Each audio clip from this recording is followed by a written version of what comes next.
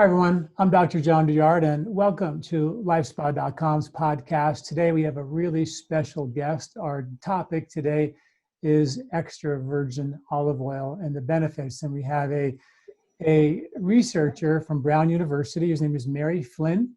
She's a PhD, registered dietitian and nutritionist. She's the Associate Director of Medicine, Clinical Medicine at Brown University, where she teaches undergraduate courses in nutrition. And she's a research dietitian at the Miriam Hospital, where she's worked since 1984. She also lectures in the Warren Alpert Medical School on nutrition-related topics. Her main research interest is how food can be used as medicine. Her main food interest is extra virgin olive oil, which is a passion of mine, as you know. And she's been researching extra virgin olive oil since 1998. In 2013, she co-founded the Olive Oil Initiative at the Miriam Hospital at Brown University.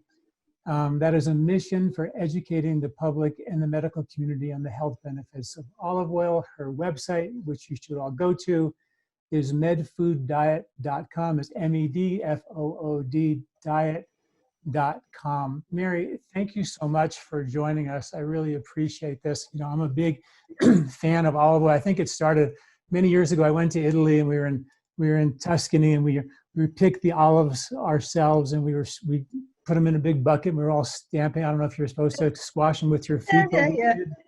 You know, I once heard that 80% of the microbes in the cheese are from the hands of the cheesemaker, which is a bit scary, right?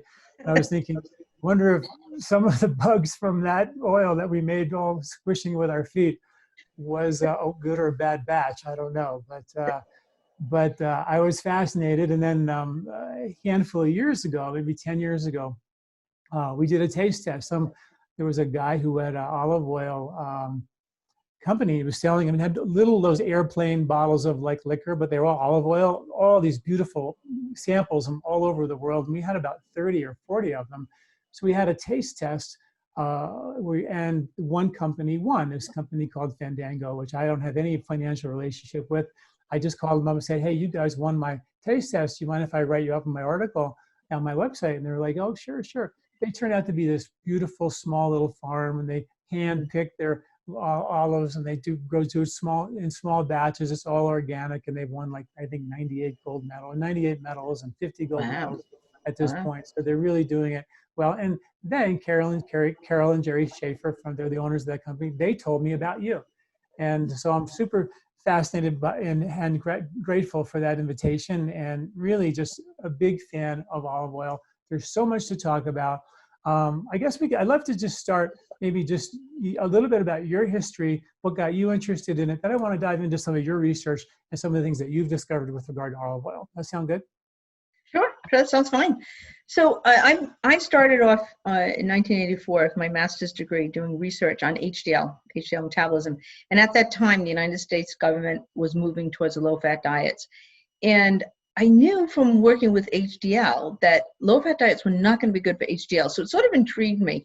And I had read a little bit before that about the 7-country study, which I know there were problems with diet reporting in a lot of studies at that time.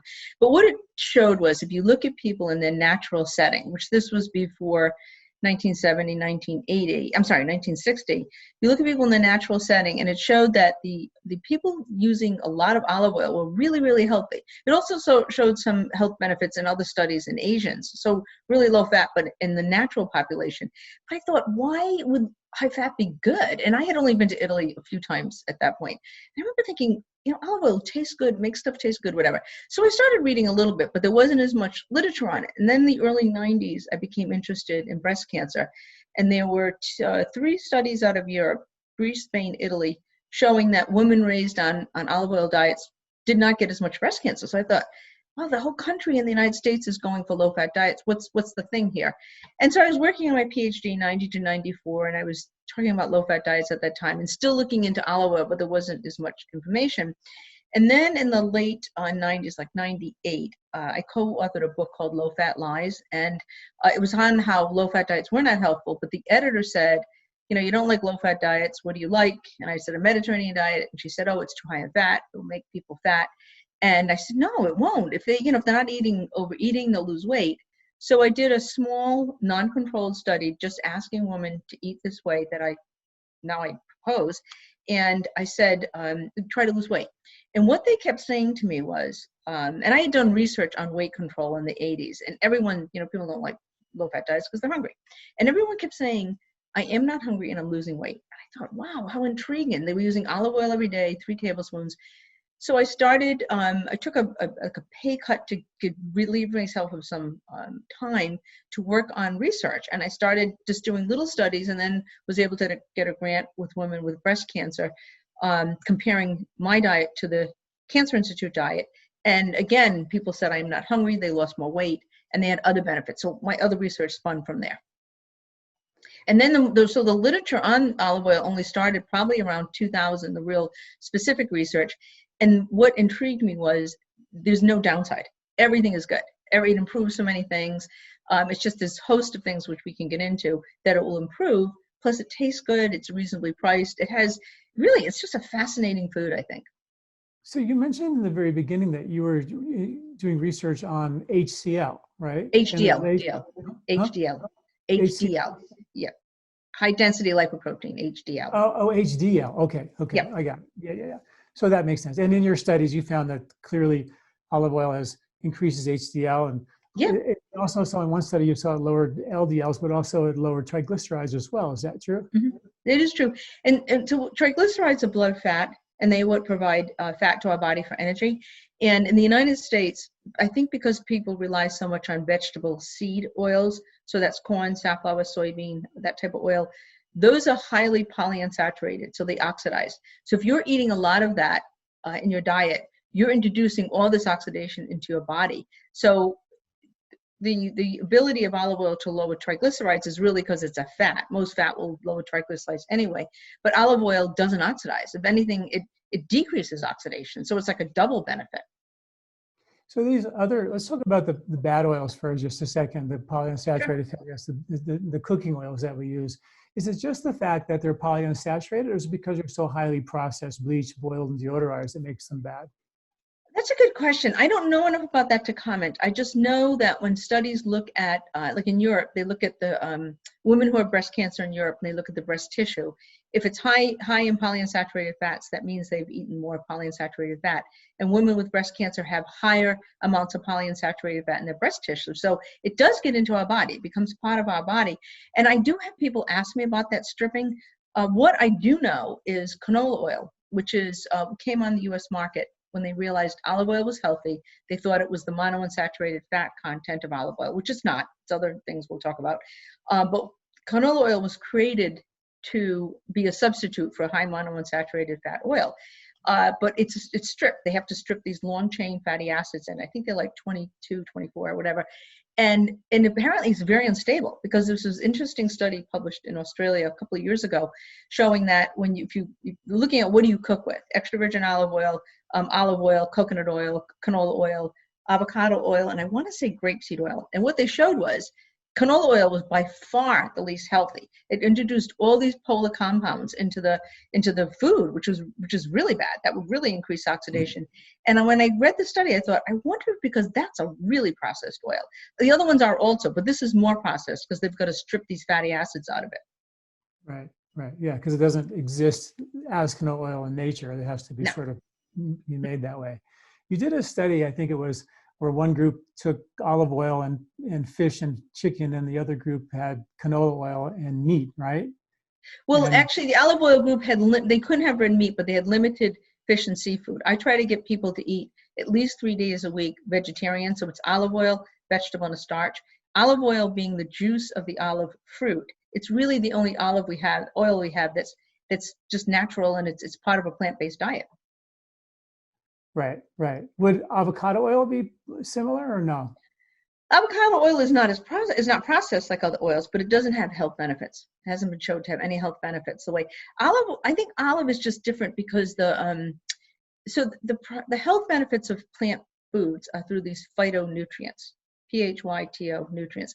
And my thinking is the olive and the grape are so old that they've had to exist in climates for years and years and years, they've developed these really strong phytonutrient content. And that's why I think is two foods, olive oil being the more interesting, but they both have a lot of interesting phytonutrients. And again, I think it's just because they've been around for so long.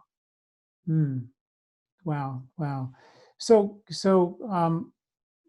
you did a lot of research on breast cancer. That was your fascination. And what was it? Just the fact that women with a high olive oil diet from those cultures didn't have as much breast cancer that interests you? And then what was you wrote a book about the diet for breast cancer, true? Is that right? Yeah, the Pink River Diet. That's a cookbook.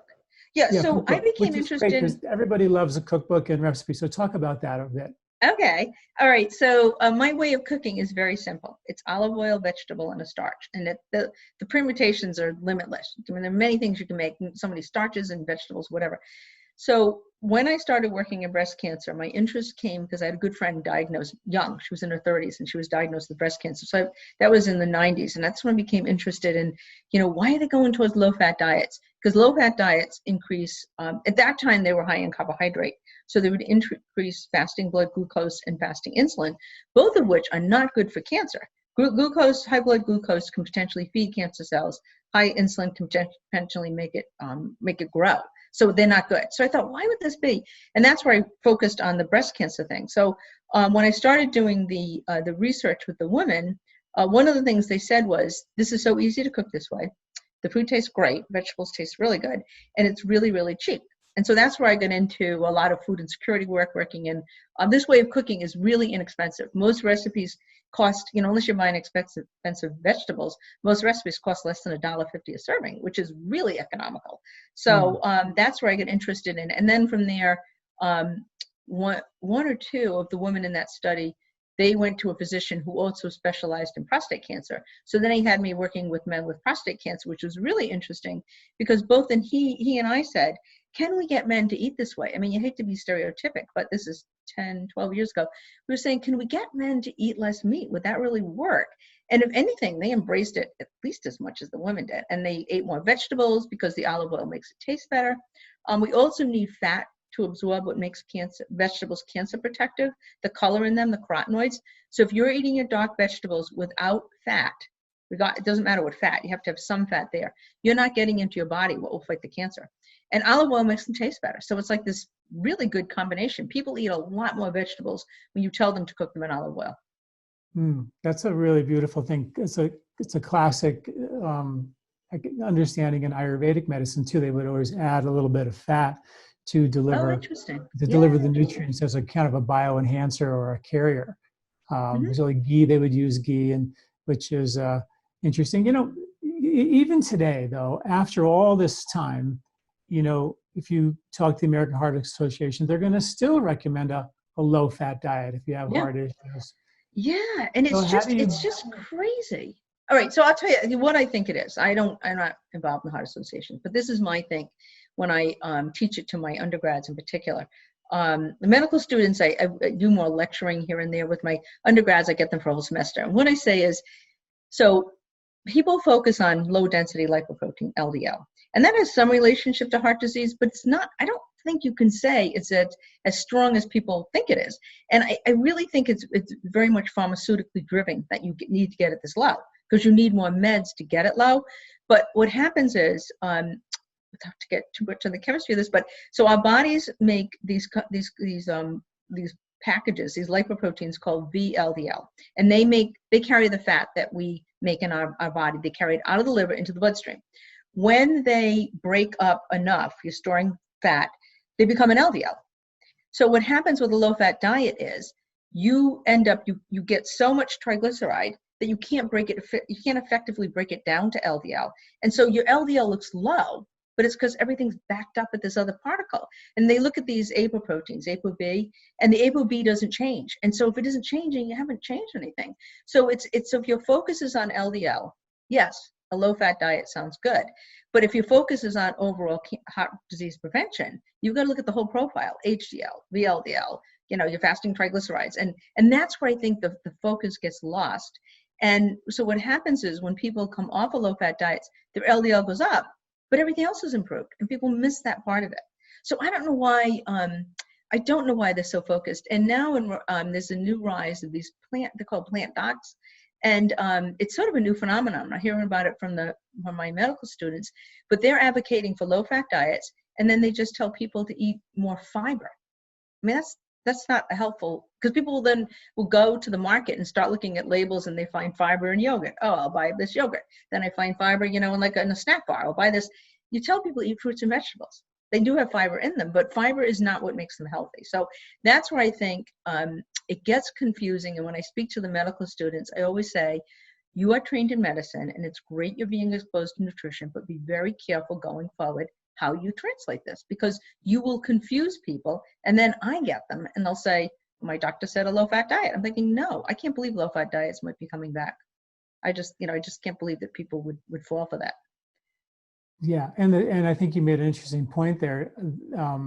The statins, they don't lower triglycerides; they just really lower the LDLs. So you end up with the medical profession giving us drugs that lower the LDLs, where the independent risk factor for heart disease is clearly triglycerides. And what I also HDL, HDL, and HDL, and one study I saw in a book, I think it was by Dr. Sinatra, the cardiologist Sinatra, and he wrote a book about the myth of cholesterol, and they use a measurement where you take your triglycerides and divide them by your HDL, and if it goes into that, if the HDLs go into your triglycerides more than 2, then that's probably not so good. If it goes in less than 2, then you end up having a really good, lipid profile, and blood sugar levels and risk of heart disease goes down and all that kind of stuff. So you're looking at, so olive oil will actually lower triglycerides and raise the HDL. So it'll improve those numbers directly, which is a direct independent risk factor for heart disease, where LDLs are they an independent risk factor for heart disease? I don't believe they are. I don't believe that literature, and I don't follow as closely as I used to, but what's interesting about extra virgin olive oil is there are many ways you could say olive oil improves heart health, but it's the only thing we have. No food, no medicine, only olive oil, extra virgin olive oil will raise HDL. And the other thing it will do is it will improve the function of the HDL. So it makes it a healthier particle. So even if your HDL, like for instance, there's a study in Europe, and the men started at HDLs of 47, which is very healthy for a male.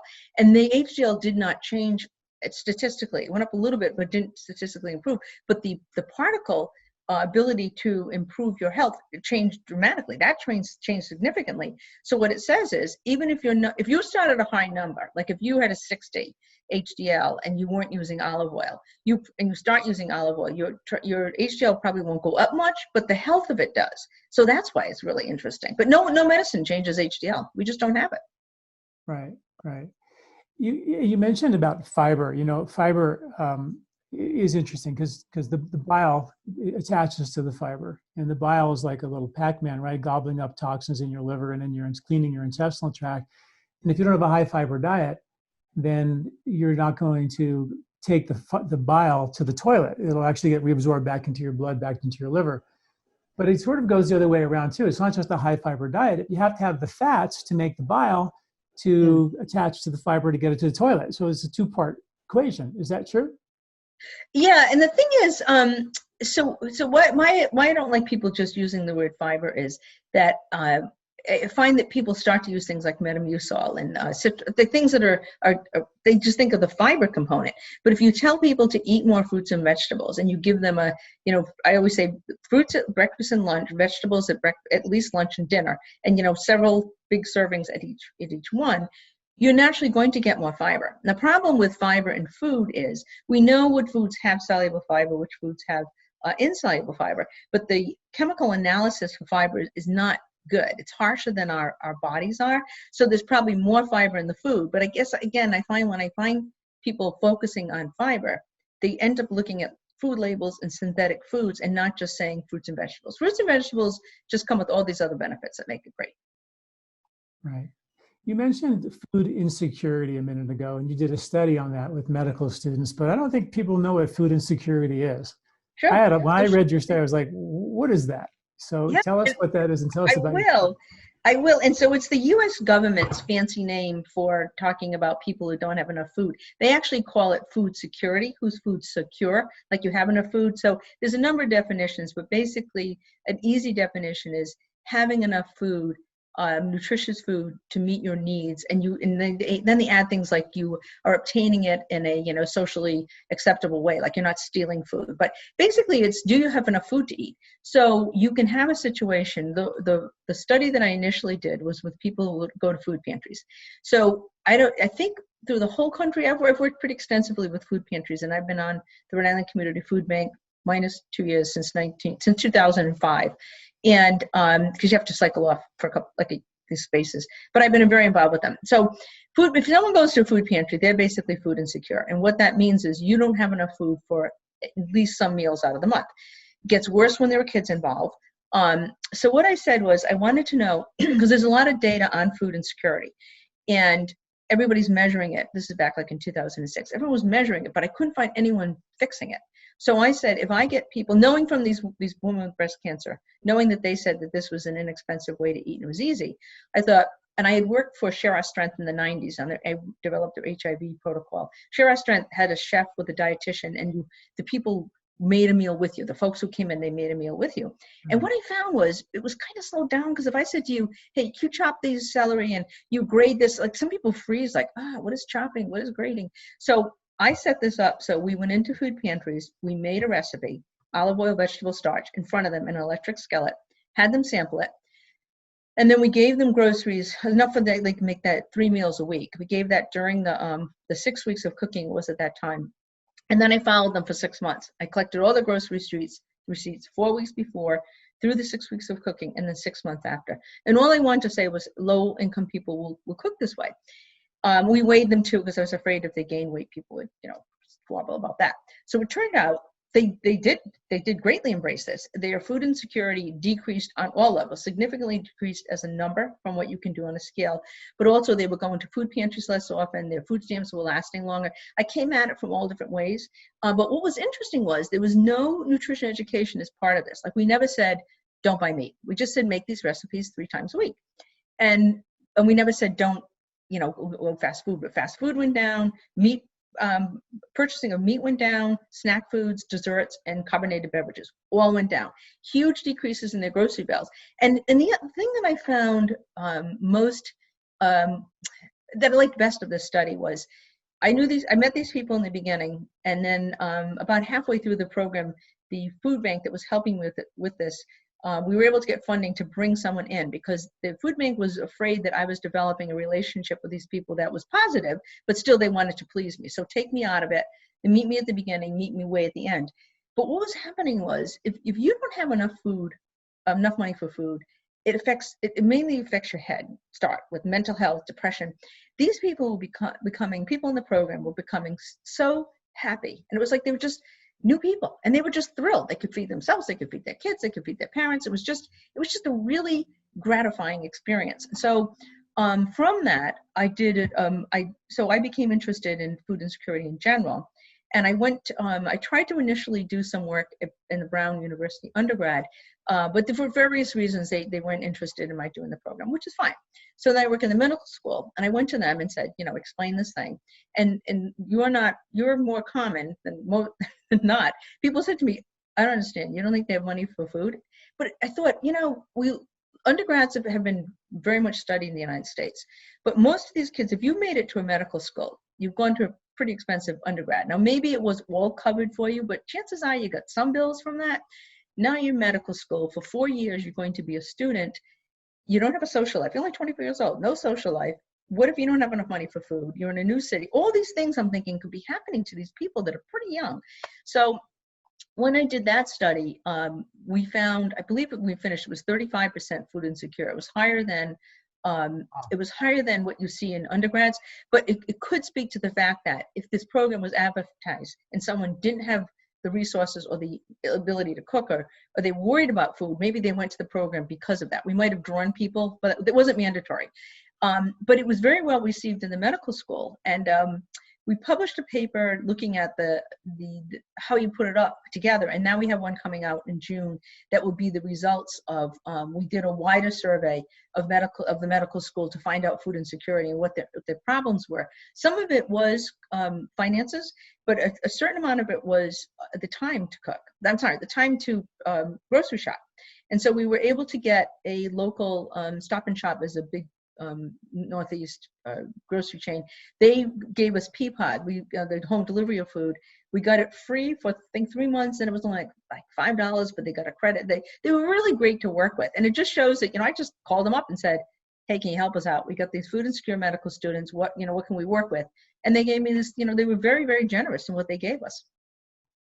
Wow. So during that study, how many tablespoons of olive oil per day did they eat? 3. 3 is my goal.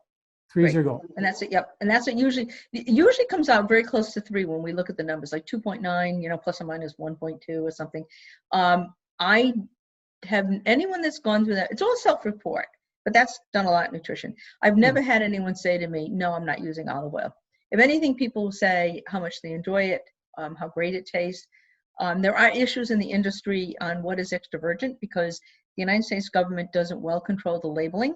So if you look for the California ones, they have a little gold seal, and that's the Fandango people. I'm pretty sure I met them in California because I go out and talk to the industry. I will not be paid to talk about olive oil. I just think it's such a fantastic food that I will freely talk about it. So I did go around to different farms and different groups, and so I'm pretty sure I met them. But there's a little seal that says California Olive Oil Council, and that lets you know that it's a certified olive oil.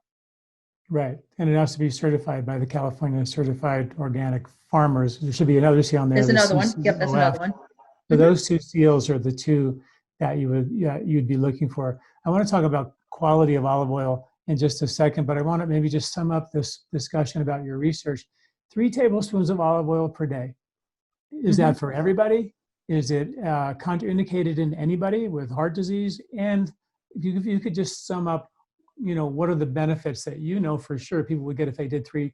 And if you're doing 3 tablespoons of olive oil per day, do you need to take something out, or is it just add that and you're good to go? Yeah, so that's a good question. So the health benefits start at 2 tablespoons a day, but I say 3 to be, on the safe side. The studies out of Europe do divide it by size. Like women usually get a little bit less than men, but I just say 3 tablespoons. That's my goal. There are no downside that I've ever seen. It helps for everything. So what I do, when I do research, you prescribe a certain diet for people. But what I've learned in my clinics is if I say to people, try to use 3 tablespoons and have it with vegetables. So at lunch, one of those meals can be a salad with a couple of tablespoons. And then my rule of thumb is a tablespoon of olive oil for a cup of vegetables. And I find when people do that, I think,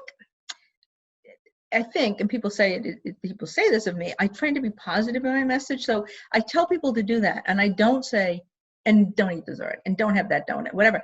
But what happens is the fat keeps people from getting hungry. So they may want to, by habit, have cookies or chocolate or whatever, but they're not hungry. And they'll say to me, my desire for sweets has gone way, way down. And I find in my research, when I get people to use olive oil at lunch and dinner, their desire for sweets go down. I think the idea of sweets and eating this much dessert just mushroomed in the last 30 years only because of low-fat diets. If you have enough fat at your meal, you're satiated and you don't need to eat between. So to say that you have to take something out is probably correct, but I never tell people what to take out. I just say, this is the way. The other thing I found from my food pantry work was I asked them to change 3 dinners a week. That was it. So now I work a lot in oncology, and I'll say to people, can you try to have a goal of changing 3 days in a week? You don't have to change every day. And what people come back to me and say is, I feel so much better when I eat this way. I have more energy, I sleep better, my digestion is better, my bowel function's better. I think I'm going to do it a few more days. And so it's like a self-fulfilling thing and it's easy, people say, and it's less expensive. I can't believe how much less I'm spending because people don't realize how much they spend on meat, poultry, seafood. I lump it all together as animal flesh. And it's funny when my students write it back in their papers, animal flesh. But so my thinking is there's not really health issues with egg and dairy, but there are with meat, poultry, and seafood. Overeating protein is becoming, I think, a big issue because we have no mechanism to store protein. Any extra protein we consume in excessive need is stored as fat. So it's a really good way to get fat. And so I think people are now who eating, 30, 40 years ago, people ate pieces of chicken that had maybe 4 ounces of meat on them. Now they're eating these chicken cutlets that are 6, 7, 8, 9 ounces, and all that extra protein is just going to fat. And people have this illusion of I'm having fish or poultry with, like vegetables, and that's really healthy. No, you don't need that much protein. Eating protein, extra protein, is not a good thing. So I find that people lose weight better if they just change even 3 dinners a week. That's what happened in the food pantry study. I don't know if I said that, but people lost weight. They lost significant weight loss, and then significant decreases in glucose now we're showing with, I'm doing it now in a clinical setting. So it's no, as I say, there's no downside. And I'm doing now for one of our medical clinics and our HIV clinic, I'm doing a cooking program for these folks, and again, we're seeing the same thing. And this is not in research per se. They sign a consent form because I collect the data, but they're saying I'm cooking for my family. Everything I'm eating tastes better. It's so cheap to eat this way. There's real, as I say, there are no downsides to eating this way. I think a lot of people, maybe will get it, but I think what people really need to understand is that fat and carbohydrates or starch are the 2 main sources of fuel, right? So if you have good fats, that'll actually provide satiety for you. It'll actually make you less hungry. It'll make you more satisfied. You won't go to the cookie jar after your meal because you're actually satisfied when you have a tablespoon or so of olive oil with your vegetables and with your salad. And that's pretty much the point. That's probably why people got happier in your pantry, in your insecurity study, because people weren't having the ups and then the downs and the crashes. They were burning fat, which is a stable source of fuel. It gives you satiety through the day, right? And that's why you lose weight. And you burn, and then you also are encouraging your body to burn your own fat throughout the day because you're not on the roller coaster ride of the sugar and the starch is going up and down. True. Yeah, makes a big difference. That's the other thing. Another thing I try to get people to do is eat 3 meals as opposed to snacks. Because if you're eating 3 meals, you have those dips in your insulin, which means you're going to release your fat for energy. And that gets into meal planning, which I always say, sounds so like 1950s. But meal planning simply means I know roughly what I'm having for dinner. Is it pasta, rice, potatoes, quinoa, whatever? I know roughly and then do I have what vegetables with it, what olive oil? I know what I'm having for lunch. So if it's, a couple of hours before that meal is to be had, as an adult, we can say, well, I'm having dinner at 6 and I'm hungry at 4:30. I mean, I can get to 6. I don't need to have a snack. And it allows your body to start to use your own fat. And the other thing is that when we eat larger amounts of food, it takes more, we lose more energy as heat when the food calories are big. If we're snacking all day, we can trap those calories. So snacking is really good for little kids, old people, sick people, people need to lose weight. The rest of us, eating a meal is more efficient in the sense of more efficient, like for weight control, because you're not constantly eating and you're not constantly fueling it and you're not constantly saving calories. Right. So to follow up on your other discussion, if you could just sum up all the benefits that eating 3 tablespoons of olive oil per day, and that'd be like 1 tablespoon on your vegetables, 1 on your salad, and the other 1 just somewhere else. Can you take it straight if you wanted to, all at once, or no? You can. I get asked that a lot. It's funny, and that's fine. And I know there are certain cultures where that is very much what they do. I've been told the Israelis do it, the Turks do it, parts of Greece do it. But what I try to do is put it with vegetables. So it's like either 2 at lunch and 1 at dinner, or even 2 at lunch and 2 at dinner. More is fine. I really haven't had a problem with it. But 2 tablespoons a day, which in the European literature is 30 mils, it will lower blood pressure. It improves insulin sensitivity, so it lowers insulin and glucose. So it's really good for diabetics.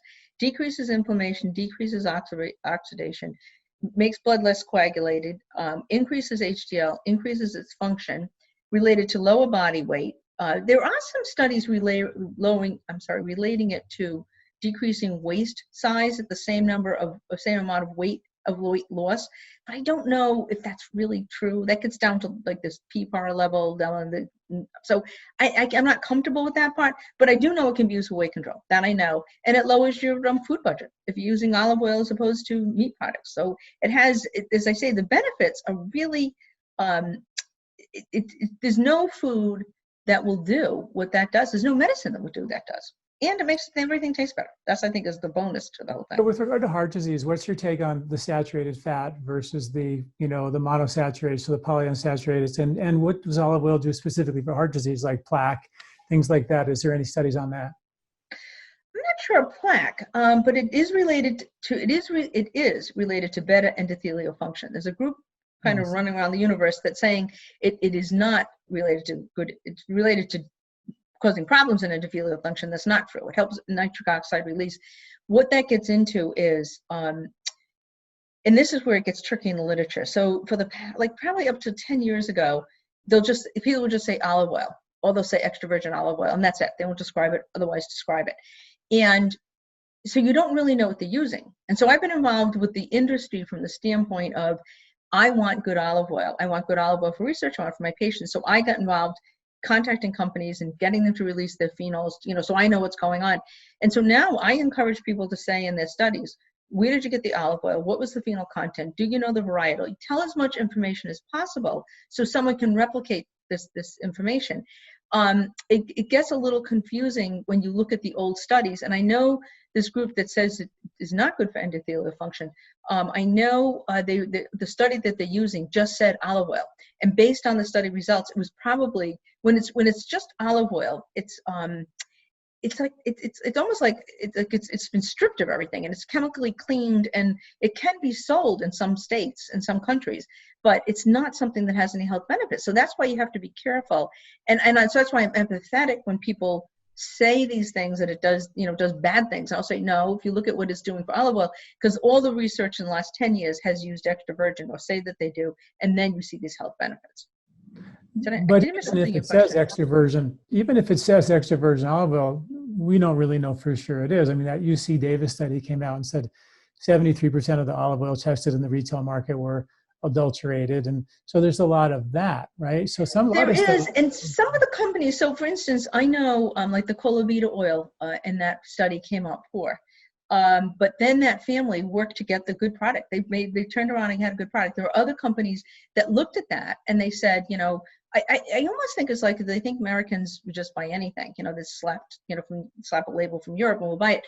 Hard to say, but there are some companies, as I say, look for the California seal.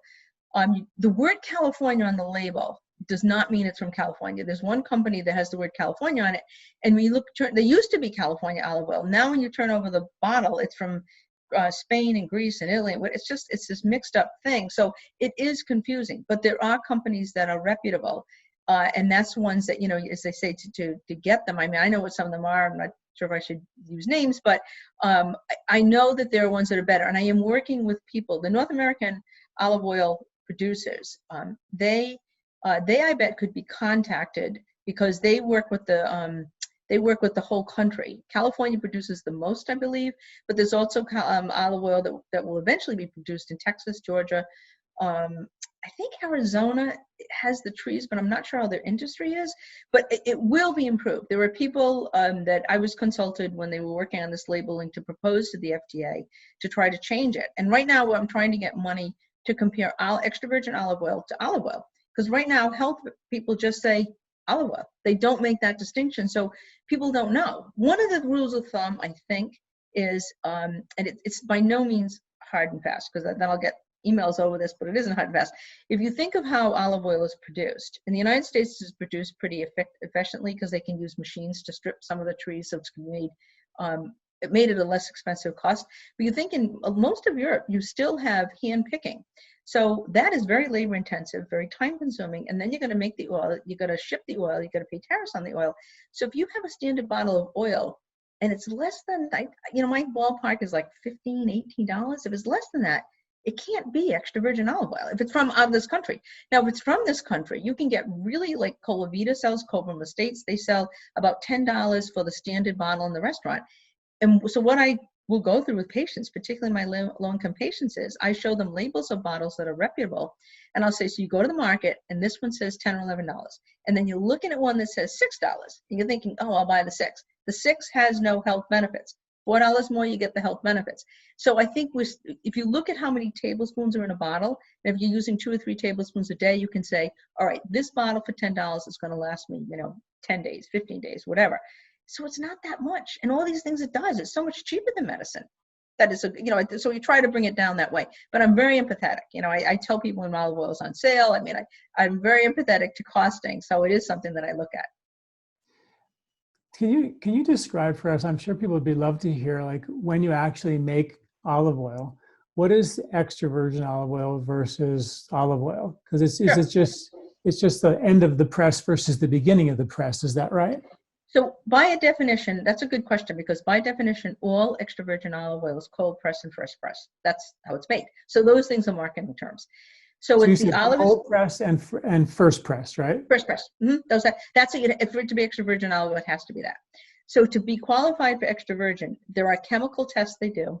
But to be extra virgin, there are sensory evaluations, smell and taste, that say it is free of defects. So part of the problem with the industry is, and I understand why this could be a problem, is they make this great olive oil at this plant and it's bottled and they send it out. Now you as the consumer, what you do with it, if most of the health benefits and flavor are lost when you expose it to oxygen. So a lot of companies now are making much tighter holes to open, and they make like the pop-up things. This company, Cobra Mistake, that makes the pop-ups. So you're limiting how much oxygen is coming into the bottle. Then light, I don't think you can buy it in clear bottles anymore. There was a time you could. I think everyone uses a refracted one. And then temperature. So I think people know you don't store it above your stove, where it looks pretty, but it's going to be ruined. You don't store it next to the refrigerator or next to the dishwasher, whatever. You store it where it's going to be good temperature. When you open a bottle, you use that bottle. Unless you have a big household, you basically open a bottle, use it, open a bottle, use it. Don't get a whole bunch open, because now you're going to decrease your health benefits. So extra virgin means it passes chemical tests and a sensory test. In Europe and I think Australia, they have also virgin, which has the health properties, but it's not, doesn't have all the sensory properties. So this is where the FDA right now does not include enough tests. They just use this, I think they just use acidity. So it's below a certain free fatty acid content, it's considered extra virgin. And so we're trying to get them, or there's North American Olive Oil Association, hoping does this, trying to get them to change it. So the test that will be used will make sure that we're getting extra virgin olive oil.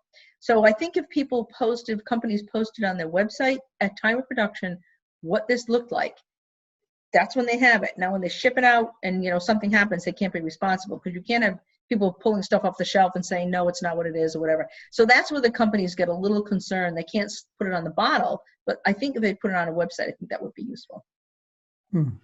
So I would imagine that there was so much debate about whether olive oil can be used for cooking or not for cooking. And in the early days, everybody said, no, don't use it for cooking, use other things for cooking, coconut or other things that are more heat stable. But then it started to come out that when they actually were doing research on actual, extra virgin olive oil versus the stuff from the grocery store shelf that probably wasn't extra virgin olive oil or adulterated, then all of a sudden they found out that you actually could use it for cooking, and it was actually quite heat stable. So what's your take on the cooking aspects of olive oil? Yeah, so you are correct. So I think what happened years ago was people used olive oil. So that olive oil is a less stable product. It's just more stripped than extra virgin would not be stripped. So they were using something that had a lot of free fatty acids in it, which would break down, and that would lower the heat point. So one of the important points to think about is we don't cook at smoke point. People bring up the smoke point of the oil all the time. We don't cook at smoke point. So that's not a relevant topic. But if you look at that, extra virgin does have the highest smoke point if it's extra virgin olive oil. So there was a study done on UC Davis did one, and then there's people in Australia did one, and there's another one. I think it's Australians too. The Australians do a lot of olive oil research. And what they found was that olive oil, extra virgin olive oil, was the most stable to cook with, and it held up over a period of time. The studies that are cited when people say you can't cook with olive oil, there were 6 that were around for a long time. They all took olive oil to 170 degrees centigrade, which is 375, the fry temperature. The shortest time reported was 5 hours. The longest time was 30 hours. So if you heat olive oil for 5 hours, yeah, you're going to break it down. But in a home cooking situation, that does not happen. There was a study in Spain where they looked at cooking vegetables in water with a little bit of olive oil, saute, and then like them a fry is like an inch of olive oil. And what they found was the more olive oil you used, the olive oil components got sucked up into the vegetables, and it made the vegetables actually healthier than cooking them in water. So it showed that not only can you cook with olive oil, it will make your vegetables a lot healthier. There were 2 studies now that show that. So was that because it was imparting the antioxidant benefit from the olive oil to the food, and actually mitigating some of the acrylamides, the heat damage, free radicals that happen? I saw one study that showed that it was with mice, and they gave them olive oil in their food, and it significantly lessened the kidney damage from some of these acrylamides, which are the that's interesting. toxins that come from heating up your foods. Is that how Yeah, that works in your study? I don't follow the animal one, but these ones looked at human ones, and what they did was look at the phenols in the olive oil. The phenols are what make it healthy. PHENOLS. Sometimes people call them polyphenols, but phenols, my understanding is the acceptable term. They get pulled into the vegetables, so you're making, and they're not getting lost at all in the cooking process. They're getting pulled into the vegetable, and that's how they make it healthier. They do function as antioxidants, but they also have all those other health benefits I talked about. And so there's other things that the olive oil would do, the phenols, when they get in your body. I read one study where the difference in the polyphenols or the phenols, as you say, was something in the range of 50 to 1,000 milligrams per kilogram of olive oil. That the range was massive. It was, yeah. And so this is an interesting thing. So if it's less than 50, it's considered olive oil. Some people say less than 20, but less than 50. So that means there's no health benefits. Some retail ones have around 90, but some of the ones, like I mentioned, like Colavita, Cobram Estate, some of the other ones, they have closer to 300, which is a really good level. The health benefits start, when you look at studies that list the total phenol, the health benefits start at 150. That's when you can see an HDL go up. And then for most of the health benefits, if they compare like 150, 160 to 300 to 500, that you see this graded response in how things improve. So it is better to have higher amounts. But you know, that's the question, what is the minimum you need? And this is what we talk about in the literature all the time. If we could figure out the minimum, that would be helpful to people. But it can go up to 1,000. And sometimes some of them have strong taste to them. And so sometimes 1,000 can be a really strong like a sharp taste, but sometimes it's just like a deep taste. And you know, when I talk to students about it, what I say, it's similar in some ways to red wine. Like you could say this red wine is just full of tannins and really, you know, tasty. And then you have like a Pinot Noir, which is sort of fruity, but it could have the same health benefits. So it depends on the olive they're using, but they will go up as high as that. Some of the there's one phenol that's called oleocanthal, and it comes from the word bite on the back of your throat, and it will literally make your eyes water. And when you suck in the olive oil, that's how they taste it. They put some in their mouth and then they slurp back, and when it hits the back of your throat, you can't help but cough. You can't help but your eyes burn. And apparently it's a thing with some people that, oh, this is great, you know? So it's kind of funny the way people look at it. But when you add an olive oil tasting, it's pretty interesting when you see the people that are trained to do this, because there's a scale they use, 1 to 5 or 1 to 10. And I've been present at these because I've been lecturing on the health benefits. And I'm so impressed when, like, in there's 40 people in the room and a computer, they put their number up and it's like everything's like 1.7, 1.72, 1.68. They're all around each other. It's not like someone chooses a 1 and someone chooses a 5.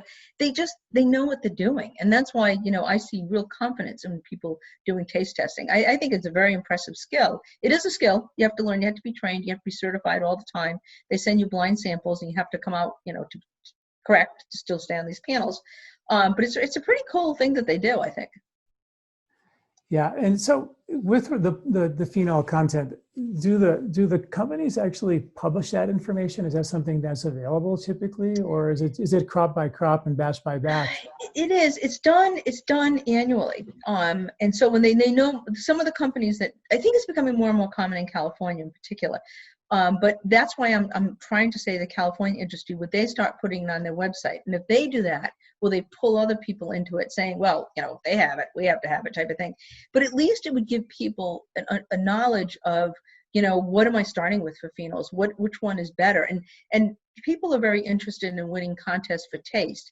And as a general statement, if they want something for taste, chances are it's a good oil, health-wise, but not always, you know. So and again, it gets into, what do you like, what do I like? If I like one, maybe I like when they have a lot of flavor. And again, with the red wine comparison, I'll say to my students when I was in college, if people drink wine, they drink like pink bad Zinfandel, you know. And now 40, 50 years later, people demand a full-bodied red. And so I think when people taste good olive oil, and I see this happening all the time, when they taste good olive oil, they won't go back. They won't go back to this insipid tasting thing. They want a flavor to it, which is an interesting thing, because when canola was created, that was the whole point. U.S. Health officials said Americans won't take an oil with taste. We have to come up with something that's high in monounsaturated fat, but it has no taste. I remember those editorials in the 80s thinking, really, that that's interesting. Oh, well, it has a nice taste to it. So, so that's what I'm finding when people, and I did a study with men with prostate cancer, and I used a high phenol, it was like 900 phenols, 900 total phenols compared to like 200. And we chose the extremes because we just want to see what happened. And I was a little worried, but so they randomly assigned to the order. But when they started with 200 and went to 900, that was fine. But if they started at 900, then had to go to 200, they weren't happy with the 200. They were like, oh, I really like that other oil. And I said, well, they're both extra virgin. There's just difference. But I don't remember a guy, it was only 20 guys, but I don't remember a guy saying to me, I don't like this one. They just really liked the flavor of the higher phenol one. And there was a whole range of guys, different ages, different, nationalities. It wasn't just one blended sample of people. Yeah, I think I think you sort of do acquire a taste for it. And once you get a taste for those phenols, and that, well, at least we think that when you feel that bite in the back of your throat, you have a really good olive oil. But when you actually get a taste for it and you look for that, I think it's, it has to hurt good for it to be healthy for you. So anything else you want to share with us before we wrap up here? This has been fascinating. I love it. So your recommendation is 3 tablespoons minimum per day for everybody across the board. Yep. And the 1 results tablespoon per cup of vegetables. 1 tablespoon per cup of vegetables. Yeah. Yeah. And these are vegetables, you put it on after you cook your vegetables, or are you cooking with your vegetables? Does that count? Cook them into it. Cook them into it. Cook them right into it. Yep. You can roast with it. You can cook with it. You can just use them anyway. But if you cook them into it, you get more into it. People probably got canola oil because people didn't like to put olive oil in their brownies because it made it taste like. You can actually bake with it. So when I was doing that cookbook, I love food. It's how I ended up in nutrition. When I went to undergraduate, I started as a plant science major, and I took a class in nutrition. I was like, this is what I want to do because I love food. But in the 70s, it was all nutrients. It wasn't food-based. So I couldn't figure out what I was going to do with it. So I'm glad, I landed, blessed that I ended up with this career. But when I started making baking with it, that was my thinking, like what's going to happen. And anytime I make a muffin, a cookie, whatever, people always comment on the texture favorably. I have people say to me, these are the best muffins, I ever tasted. And it makes a really good crumb, like the muffin crumb. But it really, you can't taste it. The only thing I've not been able to make with olive oil is a good frosting. That failed miserably. That did not taste very good. But other than that, and then, so there's you probably have this in Colorado or on the West Coast too. There's restaurants in New York City and in Boston where they'll give you a homemade ice cream, put olive oil on it and put some sea salt. And it's really a good flavor. I mean, you think about it, you think, it doesn't, I admit it didn't sound good the first time I ever served it, but I thought, well, let me try this because I'm eating everything with olive oil. And I have to tell you, it was pretty good. And it's just, you think about it, it's a fat with the olive oil, the little the salted caramel kind of thing. You can do a lot with olive oil. Yeah, I think that you clearly have acquired a taste. If you can put it on your ice cream and get away with it, no doubt about that. Well, Mary, thank you so much for all your research, and I hope we send a lot of folks your way to read your research. It's her website is medfooddiet.com. That's medfooddiet.com. She's written a couple of books. The 2 books you've written are the cookbook. What's the title of that? The Pink Ribbon Diet. And so that was written, the Pink Ribbon Diet, that was written to get recipes to people. And so on my website, there are recipes. And I tell people, if you know how to cook, you go to my website, you can see how easy these recipes are. And and you can add many things to them, like garlic. And they've kept them meant to be kept simple because some people just like simple food. If you want more, the cookbook on Amazon is very inexpensive, $10, $11, maybe $12 top. The reason for the cookbook was to get recipes to people. That's what I really found people needed.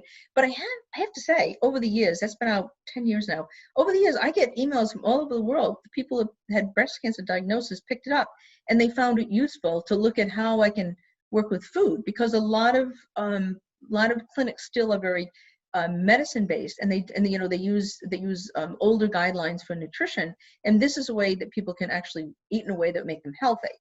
The other one was called Low Fat Lies, and that came out in 98 or 99.